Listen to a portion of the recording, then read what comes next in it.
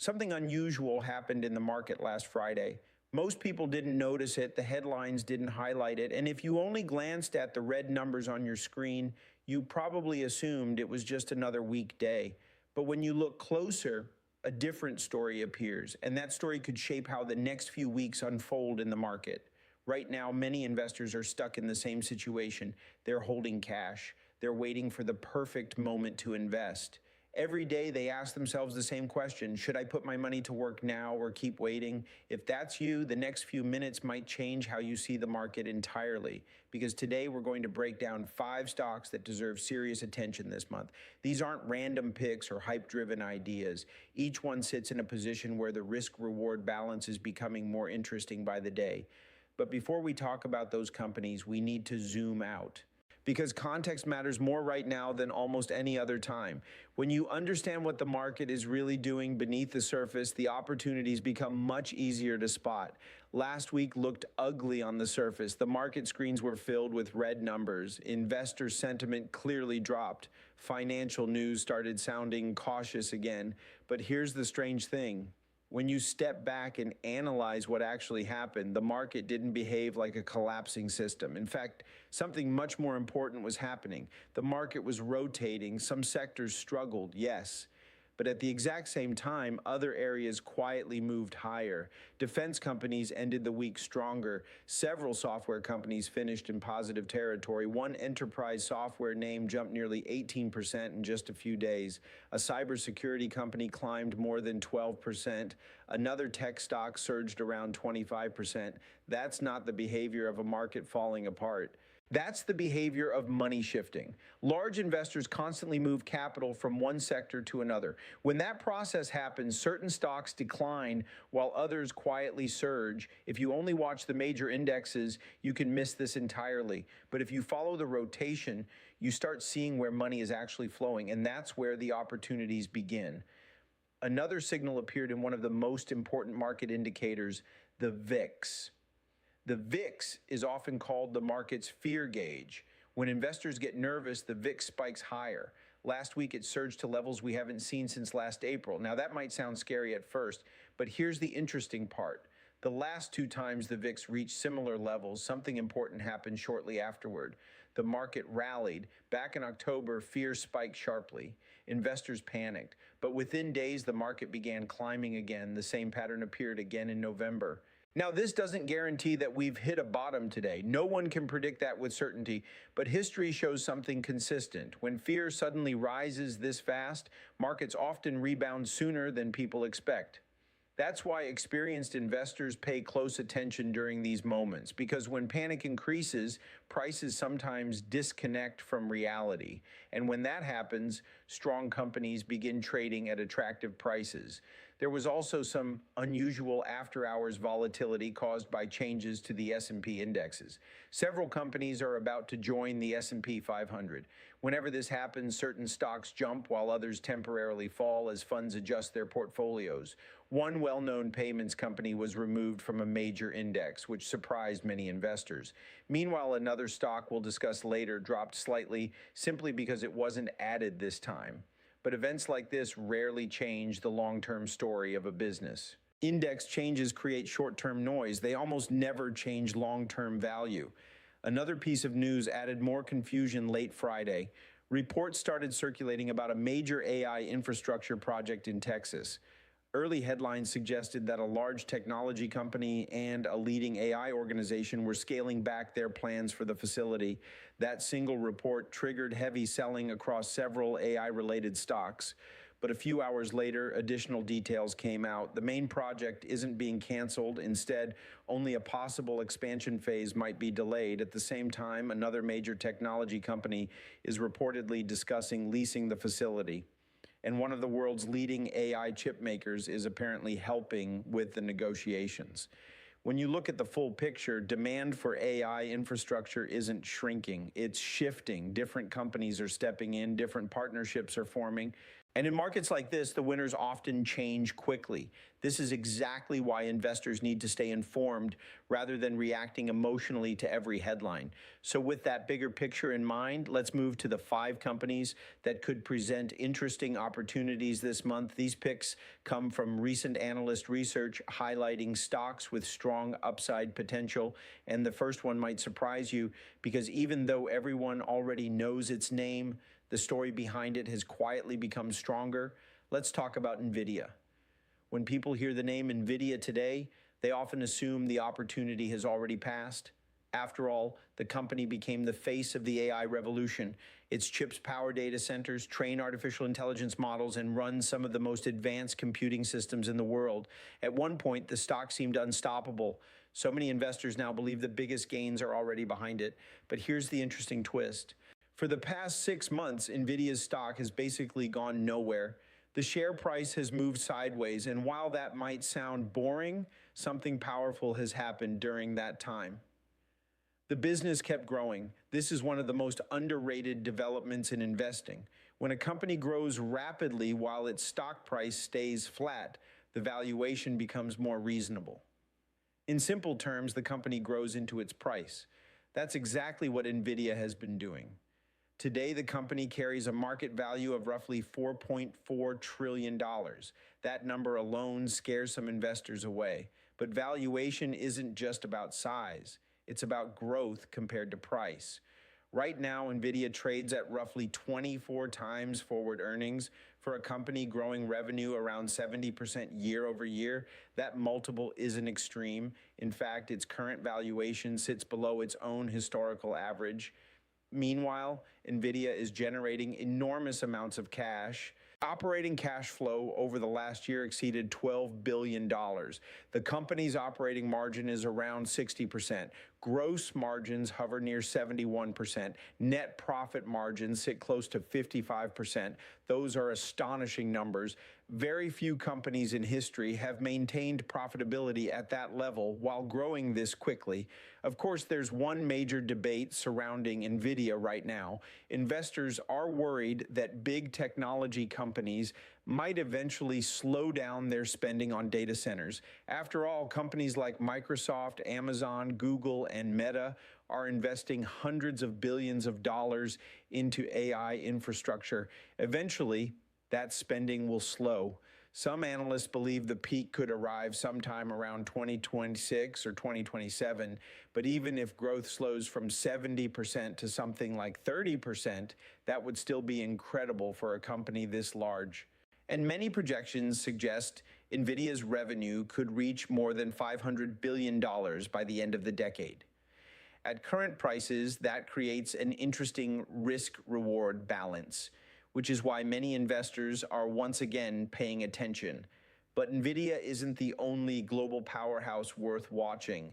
The second company on our list operates in a region that many investors still underestimate. And if you combine Amazon and PayPal into one business, you get something very close to Mercado Libre. Mercado Libre is often called the Amazon of Latin America, but that description only tells half the story, because the company also built one of the region's largest digital payment networks. That means it combines e-commerce, fintech, and logistics all inside one ecosystem. And despite operating in emerging markets, the company has produced one of the most consistent growth records in the world. For the past 28 quarters in a row, Mercado Libre has delivered revenue growth above 30%. That kind of consistency is incredibly rare. Yet surprisingly, the stock has slipped roughly 9% this year. That pullback has started attracting long-term investors because while the price has dropped slightly, the business itself continues expanding. Over the past 6 years, the total value of goods sold on the platform has grown nearly 30% per year. In 2025 alone, the number of items sold jumped more than 35%. Part of that surge came from improvements to the company's shipping network. Mercado Libre introduced lower delivery costs and expanded free shipping options. That made the platform more attractive for buyers and sellers. At the same time, its financial services division continues growing rapidly. Millions of users rely on Mercado Libre's payment tools, digital wallets, and credit services. The company's e-commerce revenue has more than doubled in the last 6 years. Fintech revenue has grown at a similar pace. This is a company that constantly reinvests into its infrastructure. Margins sometimes dip during those investment periods, but historically, every major expansion phase eventually strengthened the business.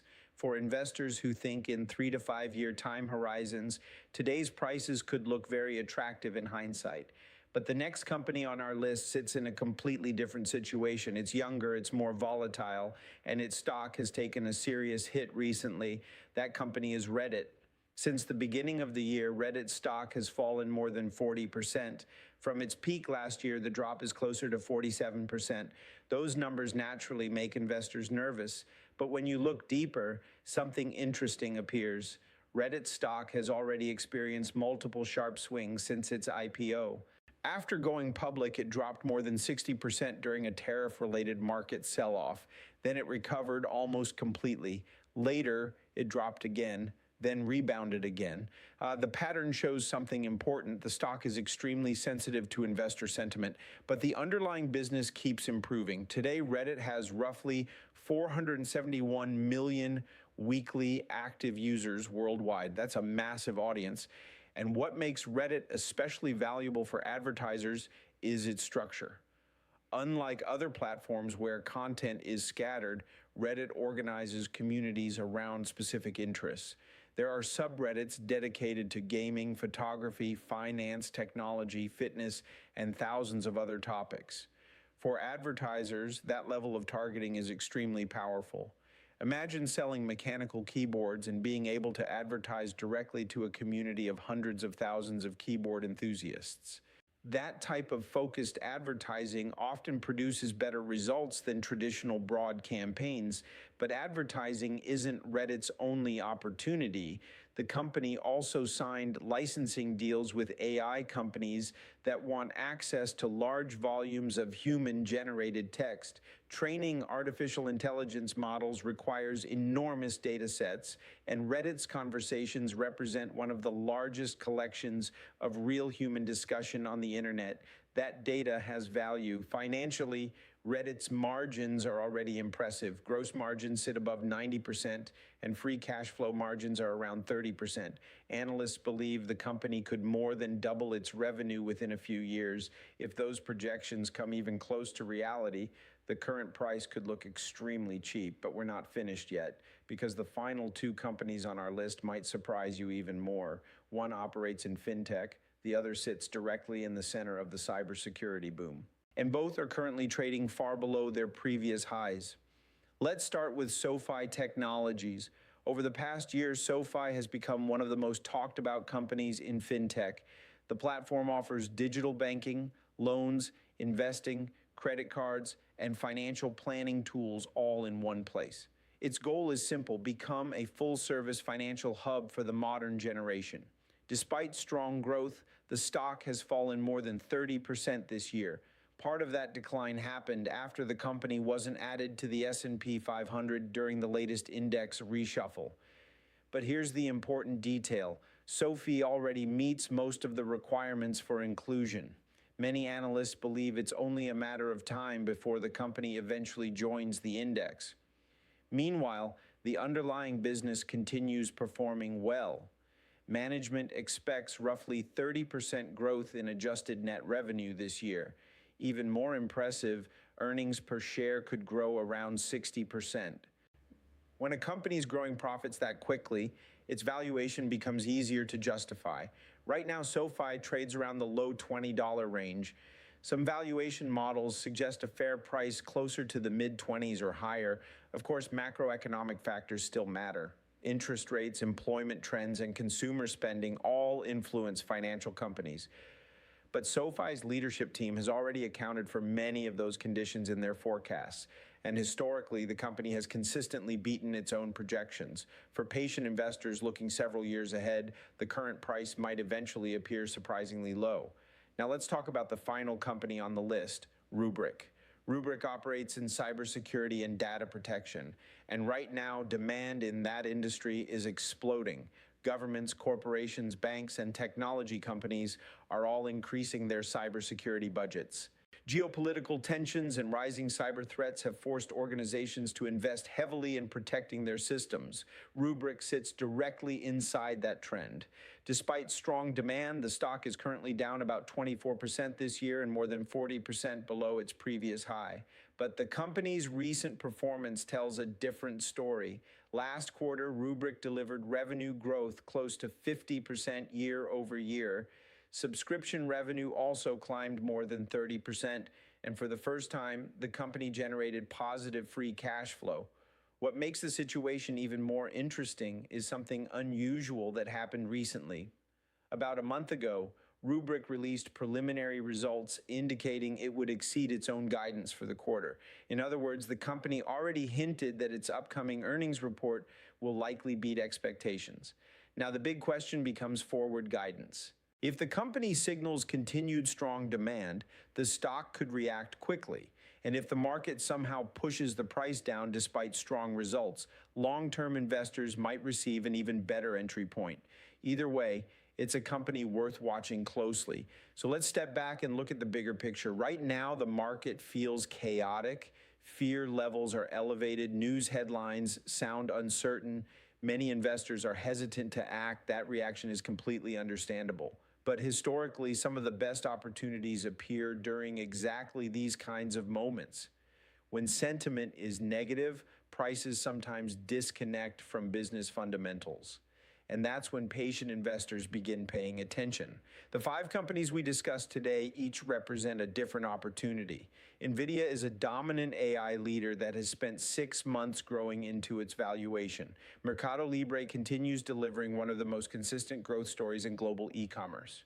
Reddit is a rapidly expanding platform whose stock price currently reflects more fear than fundamentals. SoFi is building a powerful fintech ecosystem while the market focuses on short-term concerns, and Rubrik sits at the center of the cybersecurity boom as global spending accelerates. None of these opportunities guarantee success, but each one deserves careful attention, because in markets like this, preparation matters more than prediction. The investors who build long-term wealth are usually the ones who stay informed, stay patient, and refuse to let short-term emotions control their decisions. Now, I'm curious about your perspective. Which of these 5 stocks interests you the most right now? Are you buying any of them, watching from the sidelines, or waiting for better prices? Let me know in the comments. And if you found this breakdown useful, share it with someone else who follows the market closely. Sometimes one conversation can spark a great investment idea. Thanks for watching, and I'll see you in the next update.